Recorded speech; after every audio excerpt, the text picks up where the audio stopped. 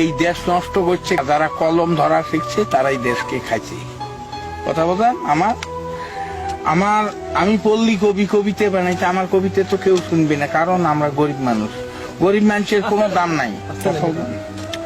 তা এই যুগটা হলো কি জানেন, কেয়ামতের নমুনা জানি কিন্তু মানি না, গোনাগার দুযুগী হবে সে কথাও তো শুনি না।